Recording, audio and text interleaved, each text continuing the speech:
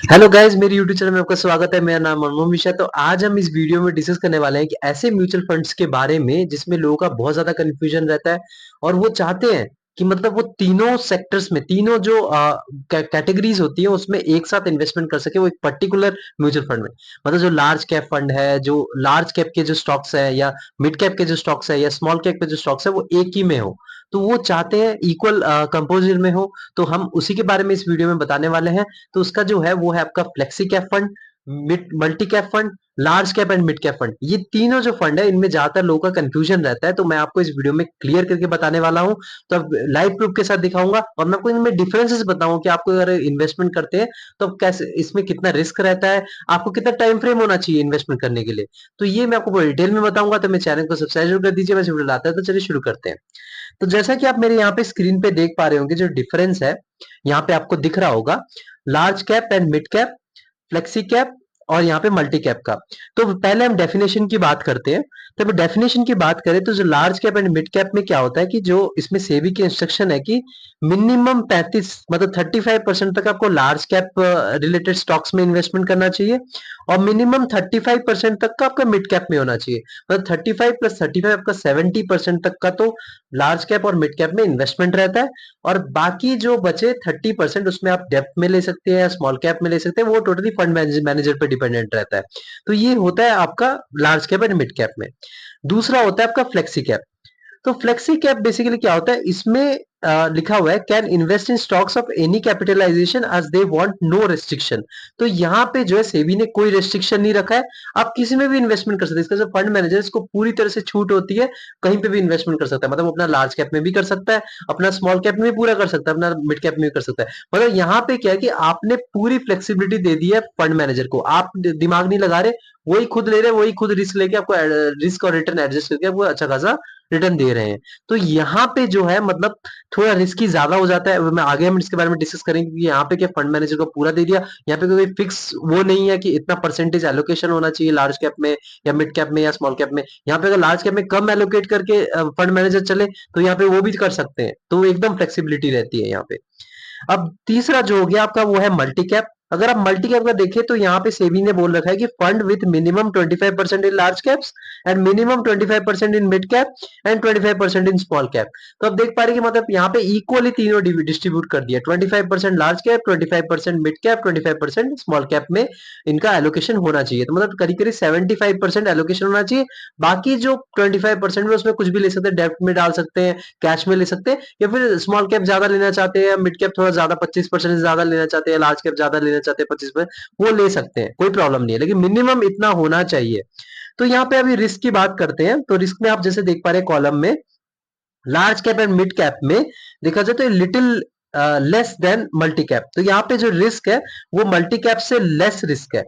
Reason क्या है, यहाँ पे investors are aware of what they are investing in because of allocation constraints. तो यहाँ पे जो एलोकेशन कंस्ट्रेंट्स है तो यहाँ पे रिस्क थोड़ा कम हो जाता है। रिस्क इसलिए कम हो जाता है क्योंकि 35 से लेकर मतलब 35% लार्ज कैप, 35% मिड कैप।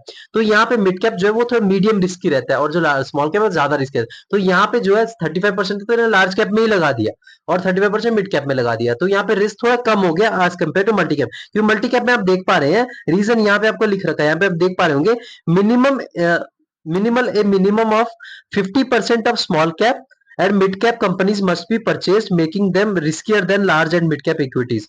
तो यहाँ पे आप देख पा रहे हैं जो 25% तक का मिड कैप में भी इन्वेस्टमेंट है, 25% तक का स्मॉल कैप में भी इन्वेस्टमेंट करना ही पड़ेगा। तो 50% इन्होंने रिस्क ही ले लिया।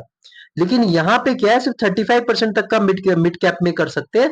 बाकी जो आप 70 मतलब जो 65% है वो आप कम रिस्क लेके चल सकते हैं, जो लार्ज कैप है, या फिर लार्ज कैप में ज्यादा एलोकेट कर सकते हैं, डेब्ट फंड में लगा सकते हैं। लेकिन यहाँ पे क्या है कि आपका 50% तो रिस्क ही ले लिया, बाकी 50% वो कम रिस्क लेके चल सकते हैं। तो ये जो आपका मल्टी कैप है ये थोड़ा रिस्कियर हो जाता है as compare to mid cap and large cap fund. अब हमें फ्लेक्सी कैप की बात करें तो देखिए, increase danger as a fund manager is able to invest any place। तो यहाँ पे एक डेंजर है, देखिए चीज है यहाँ पे प्रॉब्लम कि यहाँ पे फंड मैनेजर के पास फ्लेक्सिबिलिटी होती है, तो वो अपना चाहे 100% स्मॉल कैप में लगा दे, तो ये यार क्योंकि आपने फ्लेक्सिबिलिटी दे रखी है, इनमें कोई रिस्ट्रिक्शन नहीं है, कोई कंस्ट्रेंट्स नहीं है, आप कहीं पे भी फंड मैनेजर पैसा लगा सकते हैं। तो यहाँ पे एक प्रॉब्लम आ जाती है। तो depending on how the fund managers perceives the market, each fund is category may have a significant different allocation। देखिए ये टोटली डिपेंड करता है फंड मैनेजर पे, ये टोटली डिपेंड नहीं करता फ्लेक्सी कैप का। मतलब यहाँ पे हम कंपेयर नहीं कर सकते। देखिए मैंने आपको पारंपरिक फ्लेक्सी कैप में देख रखा है, उसमें जो टॉप फंड है उसका जो अगर देखें तो 65% तक का लार्ज कैप में एलोकेशन है, बाकी जो 35% वो थोड़ा रिस्क लेके चलते हैं। लेकिन कुछ और आप देखेंगे कोई और, अगर आप फ्लेक्सी कैप देखेंगे उसमें 40% तक का लार्ज कैप फंड है, तो वो थोड़ा ज्यादा रिस्क ले सकते हैं। तो यहाँ पे हम कंपेयर नहीं कर सकते कौन ज्यादा रिस्क है, क्योंकि कुछ कुछ फंड में ये टोटल डिपेंड करता है फंड मैनेजर पे। फंड मैनेजर का ज्यादा रिस्क लेते हैं, ज्यादा अगर एलोकेशन का मिड कैप में या स्मॉल कैप में होता है तो वहां पे ज्यादा रिस्की हो जाता है, मतलब मल्टी कैप से और large cap, large and mid cap से। तो ये टोटल डिपेंड करता है फंड मैनेजर पे। यहाँ पे हम काउंट नहीं दे सकते कि कितना रिस्की होता है, किससे ज्यादा रिस्की होता है। अब यहाँ पे फिट्स की बात करते हैं, मतलब किन लोगों को किस पर्टिकुलर कैटेगरी में इन्वेस्टमेंट करना चाहिए। तो गुड फॉर गोल 7 years और more in the future, so this category suits investor who can afford a larger level of risk compare to large cap fund. तो ये बेसिकली जिनके पास टाइम फ्रेम, मतलब टाइम होरिजन है 7 years का, अगर आप 7 साल से ज्यादा आपके पास टाइम फ्रेम है तो डेफिनेटली इस पर्टिकुलर फंड में इन्वेस्टमेंट कर सकते हैं।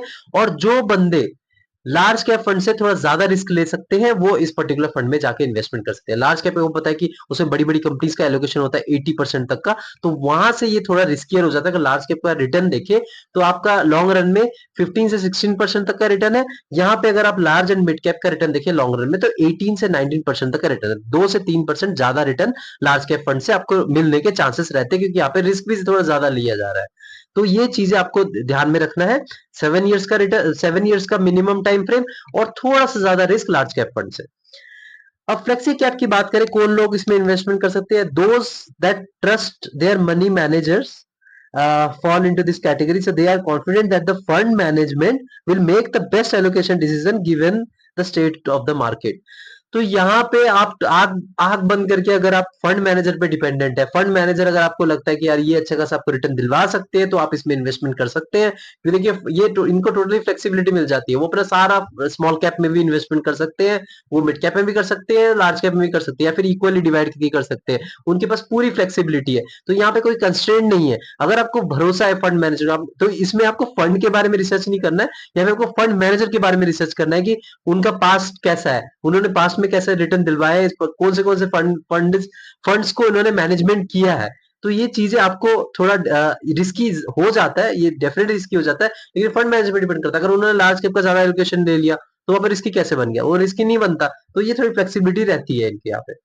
तो यहाँ पे अगर आपका बस टाइम फ्रेम भी, वो टोटल डिपेंड करता है फंड मैनेजर का, वो किस पे एलोकेट करते हैं। तो टाइम फ्रेम मैं बता नहीं सकता, अगर लार्ज कैप पे ज्यादा एलोकेशन है तो वहां पे आपका टाइम फ्रेम 4 से 5 साल है, अगर आपका मिड कैप में ज्यादा एलोकेशन है तो वहां पे 7 साल है, और अगर आपका टाइम फ्रेम, अगर आपका स्मॉल कैप में ज्यादा इनका एलोकेशन है तो आपको टाइम फ्रेम 10 साल का मिनिमम आपको लेके चलिए। तो वो टोटल डिपेंड करता है उनका एलोकेशन वो कैसे करते हैं, उनकी पास फ्लेक्सिबिलिटी होती है। अब मल्टी कैप की बात करें तो this category is appropriate for investors seeking A true multi cap fund that mandates inclusion of every market cap. जो बंदे चाहते हैं कि तीनों में, मतलब large cap fund, mid cap fund और स्मॉल कैप में, मतलब ये तीनों कंपनी में इक्वली डिवाइड होके कंट्रीब्यूशन हो, तो वो इस पर्टिकुलर फंड में इन्वेस्टमेंट कर सकते हैं। जो चाहते हैं कि मतलब इतने में ही हो, मतलब इक्वली डिवाइड हो तीनों में, तो आप उसमें कर सकते हैं। तो इसका अगर आप टाइम फ्रेम देखें तो डेफिनेटली इसका 7 years से 10 years ही होगा। अगर आप इसमें 7 to 10 years तक आपके पास टाइम फ्रेम तो डेफिनेटली आप इसमें इन्वेस्टमेंट कर सकते हैं। लेकिन याद रहे कि यहाँ पे जो मल्टी कैप है वो थोड़ा रिस्कियर हो जाता है large cap and mid cap में। तो इसका अगर रिटर्न आप देखें तो वो 18-19% तक का रिटर्न आपको लॉन्ग रन में मिलने के चांसेस रहते हैं। क्योंकि यहाँ पे अगर आप देखिए तो रिस्क ज्यादा लिया जा रहा है, 50% तक आपका मिड कैप और स्मॉल कैप फंड में एलोकेशन है, और बाकी 25% लार्ज कैप में है, और बाकी जो बचा 25% वो उन पे डिपेंड करता है कि वो लार्ज कैप में लगा सकते हैं ज्यादा, या फिर एक्सीड कर सकते हैं 25% से, या मिड कैप से एक्सीड कर सकते हैं 25% से, या स्मॉल कैप में एक्सीड कर सकते हैं। तो टोटल डिपेंड करता है फंड मैनेजर पे, तो ये उन्हीं पे डिपेंड करता है। तो ये ओवरऑल तीन के बारे में तो आपको क्लियर हो गया होगा कि तीनों में से कौन से आपको इन्वेस्टमेंट करना चाहिए। तो ये अपने हिसाब से इन्वेस्टमेंट करिएगा, ये नहीं कि मैंने बोला और आपने इन्वेस्टमेंट कर दिया। तो मेरे चैनल को सब्सक्राइब कर दीजिएगा, मैं इस वीडियो लाता रहता हूँ। Thank you.